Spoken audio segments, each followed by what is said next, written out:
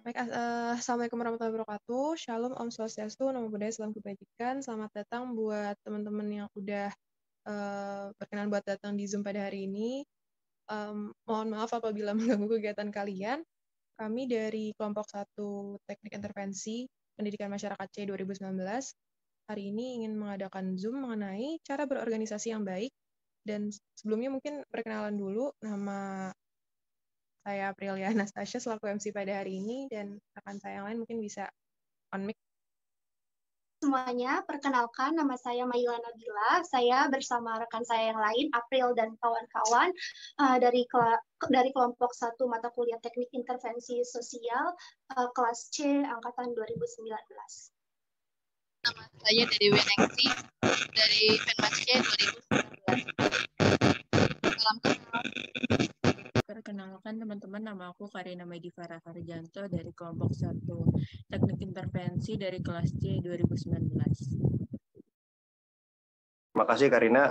Selanjutnya izinkan saya untuk perkenalkan diri. Nama saya Surya Jaya Kusuma, saya dari kelas C angkatan 2019. Mohon izin untuk menyampaikan untuk terkait materi dari mata kuliah Teknik Informasi Sosial. Ya, lanjut April. Baik, terima kasih untuk teman-teman yang sudah memperkenalkan diri. Mungkin untuk sesi selanjutnya bisa langsung saya serahkan ke Maila untuk menjelaskan materi pada hari ini. Dipersilakan kepada Maila. Baik, terima kasih April yang telah mempersilakan saya untuk menjelaskan. Jadi, pada kesempatan kali ini, kami akan membahas mengenai cara berorganisasi yang baik. Mengapa kita membahas mengenai cara berorganisasi yang baik? Karena seperti kita tahu dari teman-teman semua di sini yang sudah menyempatkan waktunya untuk hadir ini kan, memang pada dasarnya adalah anak organisasi ya. Organisasi itu kan pasti ada yang namanya di mana kita semangat menurun atau sekarang sering kita sebut mager gitu. Terus juga hal-hal tersebut itu menimbulkan diri kita ini kurang optimal untuk mengerjakan tugas yang telah kita miliki, yang telah diamanahkan kepada kita. Nah, maka dari itu di sini kita akan mengintervensi teman-teman semuanya mengenai cara berorganisasi yang baik itu seperti apa sih? Boleh di next, Dede. Yang pertama, di dalam cara berorganisasi yang baik itu akan dibahas bagaimana sih agar optimal dalam berorganisasi, lalu di dalamnya juga terdapat tips membagi waktu antara organisasi dan kuliah agar menjadi seimbang dan optimal terlaksana dua-duanya. Masuk ke pembahasan yang pertama mengenai tips agar optimal dalam berorganisasi.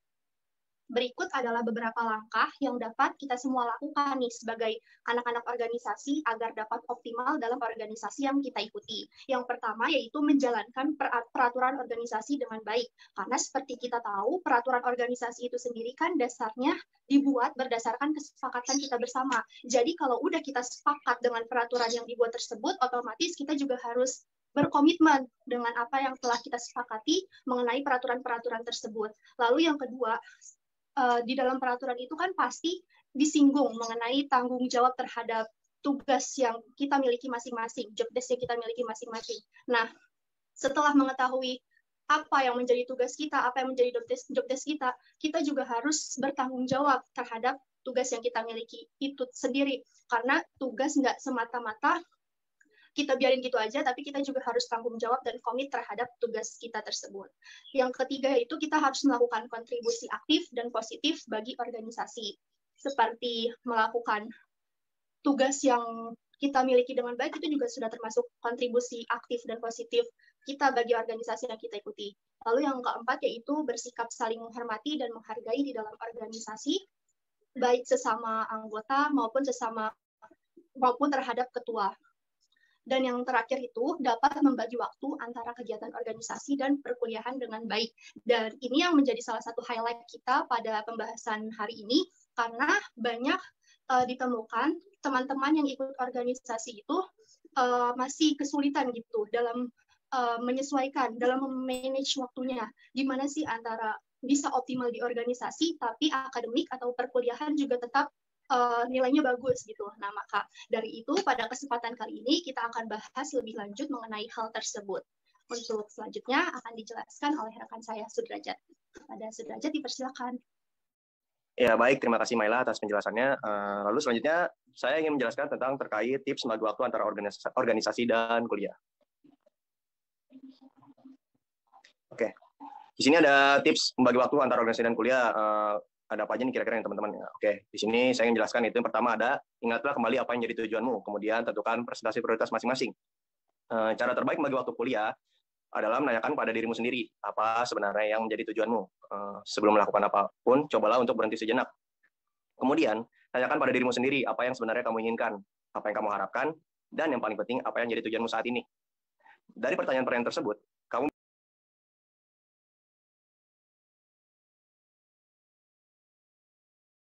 jawaban atas apa yang harus kamu lakukan sekarang. Misalnya, tujuanmu kuliah ke luar negeri adalah mendapatkan pendidikan terbaik di bidang tertentu. Tapi pendidikan ini tentunya bisa ditunjang dengan organisasi yang berhubungan. Nah, maka kamu bisa mengambil prioritas nih, kuliah baru, kemudian organisasi yang berhubungan dengan kuliahmu. Kemudian, kamu bisa membuat persentase waktumu, misal 40% untuk organisasi dan kemudian 60% untuk kuliah. Bisa di next. Oke, lalu tips yang kedua itu ada tentukan prioritasmu mana dulu yang harus kamu kerjakan. Oke, setelah tadi yang udah dijelaskan, setelah mengetahui tujuanmu, sekarang waktunya kamu menentukan prioritasmu. Ingat, kamu pergi ke negara tujuan untuk berkuliah. Jadi, kuliah atau tugas-tugas kuliah adalah yang nomor 1.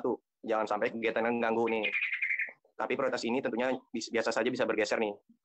Itu semua tergantung dengan situasi dan kondisi yang kamu hadapi nantinya. Namun, sebisa mungkin kamu harus ingat bahwa tujuan pertamamu menginjakan kaki ke negara tujuan adalah untuk kuliah ya. Biasanya udah banyak banget nih orang-orang pada mungkin sibuk ya, organisasi juga, terus lupa nih gimana tanggung jawabnya dari awal tuh, jadi kayak ngesampingin mata kuliahnya gitu ya. Makanya prioritas utama tetap kuliah sih. Jangan sampai organisasi itu jadi mungkin jadi ngeganggu, jadi alasan kalian buat fokus ke awal ini ya, tujuan. Oke.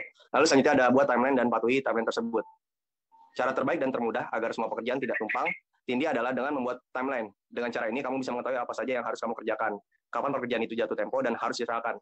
Dengan cara ini kamu bisa mengatur strategi untuk menyiasati semua tugas atau pekerjaan yang datang. Tapi kamu harus patuh pada timeline yang sudah kamu buat. Banyak orang bisa membuat timeline, namun tidak bisa orang yang bisa patuh terhadap timeline. Jadi masalah ngatur waktu nih, ngatur waktu itu kadang agak susah juga nih buat apalagi di masa-masa yang kadang kayak semester akhir ini kita jalan ini. Contohnya menurut saya pribadi kayak organisasi sama tadi sama kuliah, jadi harus diimbangin juga di sini. Yang prioritas utama itu harus apa? Makanya dari teman-teman tuh harus tentuin waktunya tuh kayak apa ya. Jadi jangan sampai kebagi-bagi dengan apa yang memberatkan sebelah gitu. Itu sih mungkin dari saya pribadi. Oke, selanjutnya materinya akan dijelaskan oleh Dede. Pada Dede dipersilakan. Oke. Suaranya terdengar ya? Maaf, Dede, suaranya. Pada Sudrajat yang sudah menjelaskan di slide sebelumnya. Di sini saya akan menjelaskan slide selanjutnya, yaitu yang keempat, kuncinya pada komunikasi. Saat tugas atau suatu pekerjaan datang, tidak jarang mereka datang bersamaan. Akibatnya, kamu mungkin panik atau tidak siap menghadapinya. Ya ini, aku juga pernah ngalamin ini kan. Hal ini aku pernah. Lalu, apalagi pekerjaan atau tugas yang bertumpuk akan membuat kamu semakin stres. Kalau sudah begini, bisa-bisa semua pekerjaan atau tugas tidak selesai.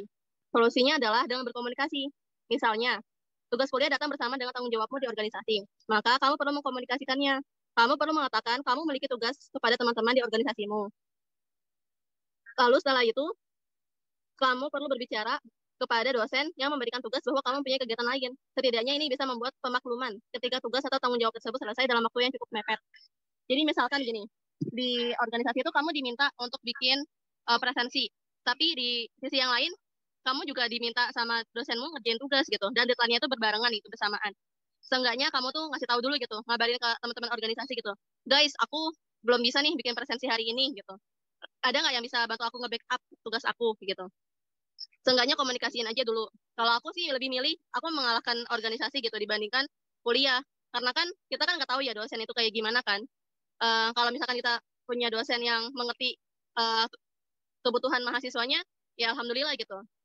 Tapi kalau ternyata kita dapat dosen yang ya kamu harus prioritasin akademik kamu gitu, ya udah mau nggak mau ya kita harus milih ke ini kan ke kuliah kita gitu sih kalau dari aku. Lalu yang kelima, jangan menunda. Nah ini kebiasaan mahasiswa banget nih, sering menunda gitu kan, karena akhirnya kamu akan kewalahan. Saat mendapatkan tanggung jawab dalam organisasi maupun tugas kuliah dari dosen, jangan biasakan diri untuk menundanya. Mungkin memang tugas tersebut mempunyai tenggat waktu yang cukup lama, Tapi kebiasaan menunda pekerjaan menjadi sebuah kebiasaan yang buruk. Jika kamu mendapatkan kesulitan saat mengerjakannya dekat-dekat dengan deadline, maka tugas dan tanggung jawabmu kembali tidak maksimal. Nah, ini kembali lagi ke atas kan, ke yang keempat itu. Jadinya kan deadline-nya kan tumpuk-tumpukan kan, padahal sebenarnya kan itu jauh gitu jaraknya. Gitu, biasain rajin berarti ya, jangan sampai malas.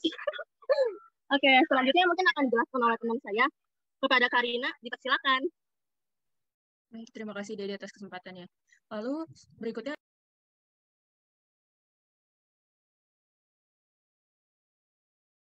tips yang berikutnya yaitu adalah membuat deadline. Jadi meskipun kita memiliki pekerjaan atau tugas yang tidak mempunyai tenggat waktu, ada baiknya jika kamu membuat deadline atau tenggat waktu untuk dirimu sendiri. Jadi gunanya deadline ini adalah agar kamu tidak berlarut-larut memegang atau mengerjakan tugas tersebut. Karena jika kita terlalu lama mengerjakan sebuah tugas, biasanya itu kita akan mudah menjadi stres. Jika sudah stres ini, maka kamu bisa jadi akan mencari pelampiasan. Lalu bisa-bisa tugas tersebut tidak selesai. Mungkin untuk kita, tugas-tugas tersebut mungkin bukannya tidak selesai ya, tapi terlalu mepet deadline. Nah, untuk itu lebih baik buat kita membuat deadline, sehingga kita tidak akan dapat stres tambahan itu dari waktu kita mengerjakan yang mepet banget sama deadline. Lalu tips yang terakhir itu adalah lakukan dengan maksimal. Jadi setiap kita melakukan sesuatu, usahakan selalu berikan kemampuan terbaik kita. Tenang saja, yang untung bukan dosen atau organisasi yang kita ikuti, tetapi semua itu kembali kepada kita. Nantinya kita akan merasakan kerja kita maksimal, dengan bukti misalnya nilai hasil kerja kita ini akan dibuktikan oleh nilai kita atau misalnya kinerja kita di organisasi. Begitu juga saat kamu melakukan pekerjaan dengan totalitas di organisasi, kamu akan disegani dan dipuji atas pekerjaanmu yang baik tersebut. Baik, berikut adalah tips-tips yang dapat kami berikan. Untuk selanjutnya akan saya kembalikan kepada April.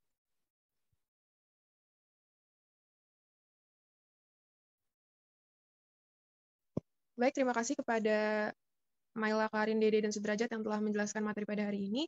Bagi teman-teman yang memiliki pertanyaan, bisa langsung on mic aja atau enggak lewat chat. Terima kasih. Atau mungkin selain pertanyaan, bisa sharing-sharing juga nih. Kan anak-anak organisasi ya. Atau mungkin pengalaman Kak Dede di organisasinya, atau Kak Sudrajat di organisasinya itu bisa, atau mungkin Kak Karina dan Kak Maila ada pengalaman di organisasi, boleh banget di-sharing nih.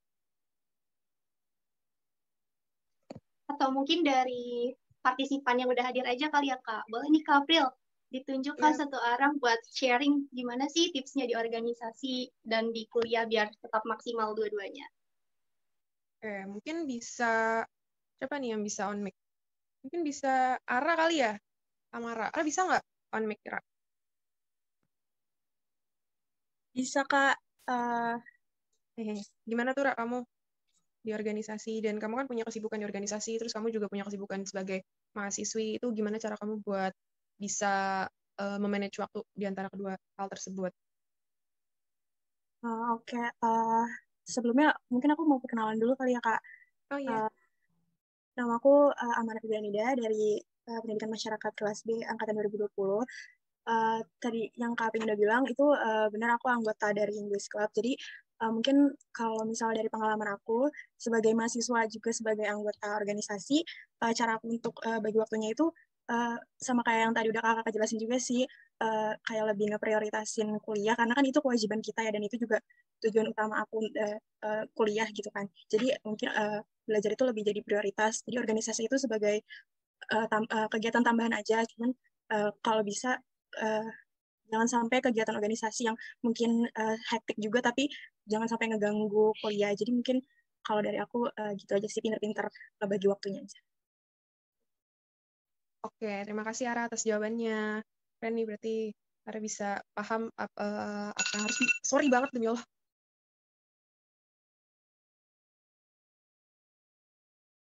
Maaf tadi timernya bunyi.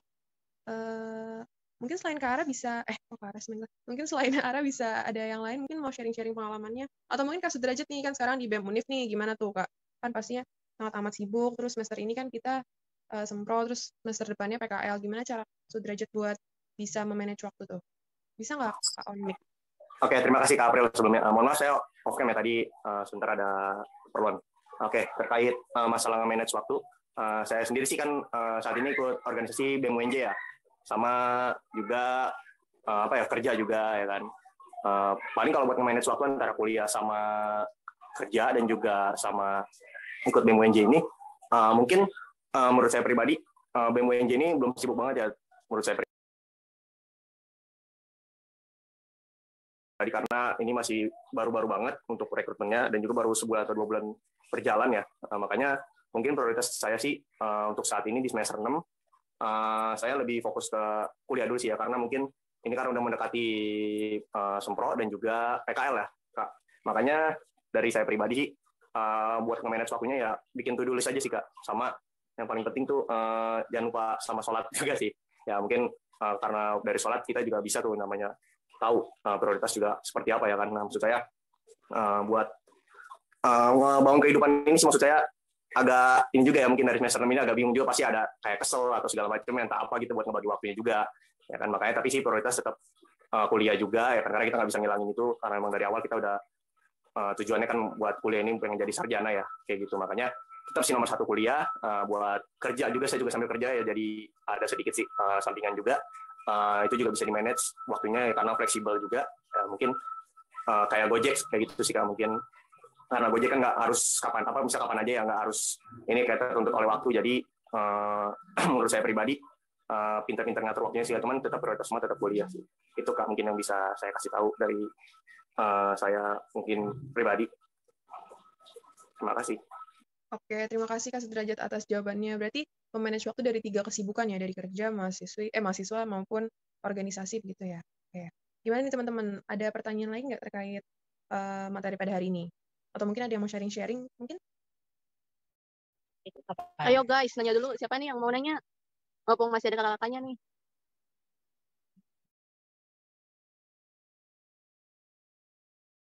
Ditunjuk aja kali ya Kak Dede ya. Mungkin ada yang ingin ditunjuk kali nih. Siapa tahu biar nyaut nih. Coba Ya, deh, pengen dengar suaranya Rifda. Rifda mana nih Rifda? Iya, Kak. Nah oke, dari Rifda ada yang mau ditanyain kan nih kira-kira terkait tadi untuk penjelasan materinya? Kalau dari aku cukup sih, Kak. Oke, cukup ya. Oke, makasih Rifda. Terus sama ini, Amara mungkin nih. Halo Amara. Iya, Kedengeran Kak. nggak? Ya, ada yang mau ditanggapi nggak terkait materi tadi? Udah jelas sih, Kak. Jadi nggak ada yang Nggak ada yang tanya lagi ya? Ya, udah cukup. Makasih, Kak. Oke, makasih Amara. Buat Fani, ada yang ditanyain nggak kira-kira nih? Sudah cukup juga. Oke, udah cukup ya. Oke, makasih Fani. Yasmin, terakhir nih. Mungkin Yasmin ada pertanyaan nih. Dari aku juga udah cukup sih, Kak.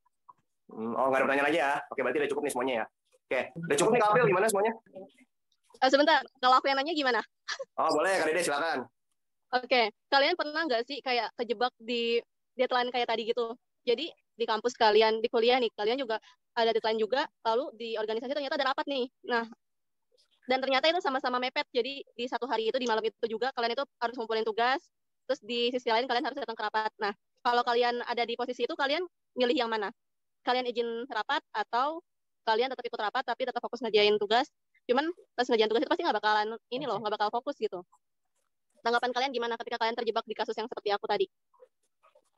Bagus tuh Kak Dede pertanyaannya. Yuk, ditanggepin teman-teman. Dari aku dulu kali ya, mau jawab. Ya, boleh Rida, silakan. Aku pernah sih, pernah waktu itu kayak gitu juga. Kalau aku sendiri, aku nyambi sih. Jadi ikut rapat juga, tapi sambil ngerjain tugas juga gitu kalau aku. Kalau dari aku kayak gitu. Tapi Rifda pas ngerjain tugas itu bakal fokus atau enggak? Sebenarnya nggak terlalu fokus banget, cuman karena apa yang aku prioritasin tetap tugas, jadi mau nggak mau fokus aku itu lebih ke tugas sih. Yang rapat itu mungkin aku kayak minta tolong, kalau emang di pas rapat itu aku ada job desk-nya gitu, aku mungkin minta tolong dulu ke teman aku gitu. Jadi fokus aku tetap ngerjain tugas gitu, tapi tetap juga ikut tanggung jawab di apa untuk dengerin dulu sementara di rapat itu gitu kalau dari aku. Oke, mantap Rifda. Makasih jawabannya. Ayo yang lain, aku tungguin.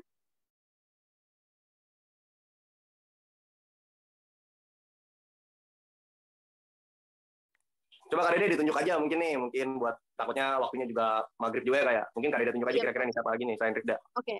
Coba aku pengen Yasmin ya, Yasmin Indah. Kalau tanggapan kamu gimana?